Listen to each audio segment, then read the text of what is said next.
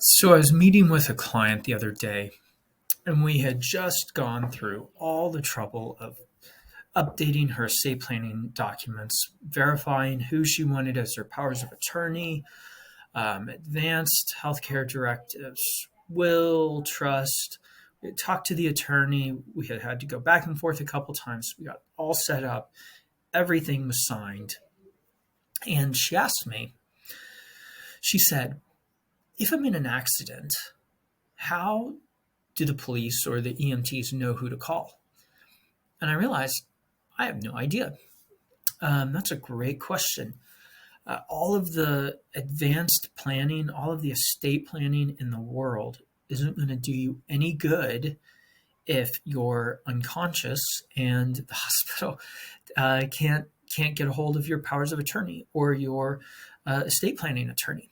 And so I asked my sister, who's an emergency room nurse, what do you do when somebody comes in unconscious and you don't have any information on them? And she said, if there's no information, it comes down to the police have to do basic detective work to figure out who the next of kin is.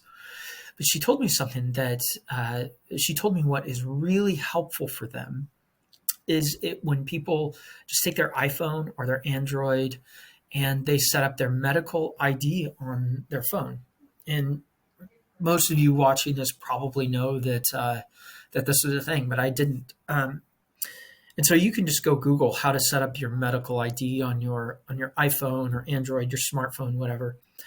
But if you didn't, here's what she said. Even if you don't set it up on your iPhone or your smartphone, whatever device, doesn't matter.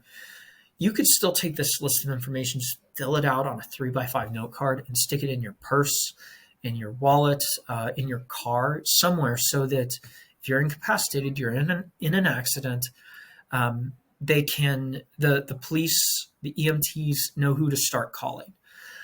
You could even, if you wrote it on a piece of paper, stick it on your refrigerator. So again, if they're in your house and you're incapacitated, they look around and they see, oh, there's some emergency medical contacts. But just a couple notes that she said were helpful on the medical ID.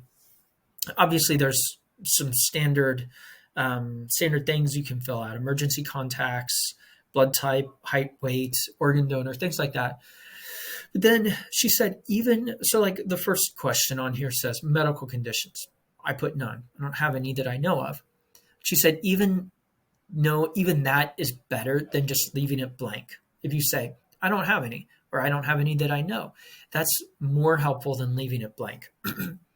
Then under notes, I put who my estate planning attorney is, and who my primary care doctor is. So again, the hospital can quickly, easily figure out who they need to call or who they should start calling.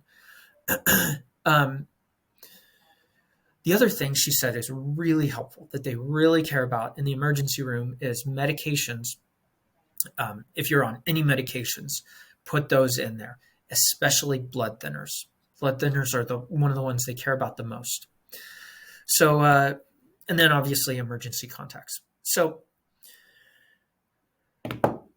just a quick tip, all of the estate planning in the world won't do you any good if the powers that be, the people who need to know in the moment of truth, can't get to your documents, can't contact the appropriate people. So do yourself a favor, fill out that medical ID, put it on a 3x5 note card, put it in your purse, put it on your refrigerator, put it somewhere that the first responders will be able to get to it should you be in an emergency.